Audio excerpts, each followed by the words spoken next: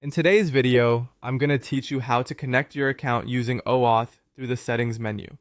By the end of this walkthrough, you'll know exactly where to click, what each option means, and how to move confidently through the connection flow without any guesswork. First, head to the settings area, which you'll typically find on the right side of your screen. It's often represented by a gear icon in the top right corner, though in some layouts it may sit along a right-hand sidebar.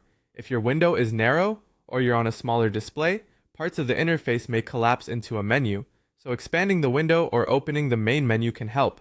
Before you proceed, it's a good idea to make sure you're in the correct workspace or account and that you have permission to manage connections. Once you're in settings, scroll down until you see the connect option. This section is where integrations and account links live, and it's the hub for securely linking third-party tools or services.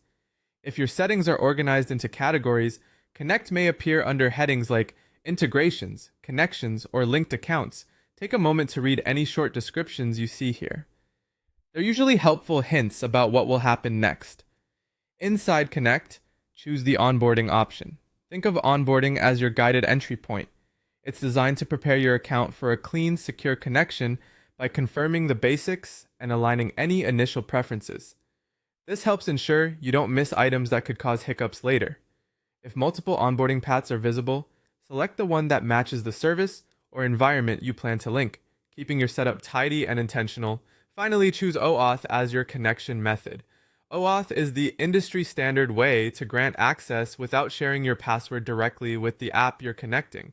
Instead, you authenticate with the provider on their secure page, and that provider grants limited, revocable access back to the app. It's safer, more transparent, and easier to manage than copying keys or pasting tokens. When you select OAuth, you can expect to be guided by on-screen prompts that explain what access is being requested. Always verify you're on the correct domain and look for a secure connection before proceeding. That's the entire flow.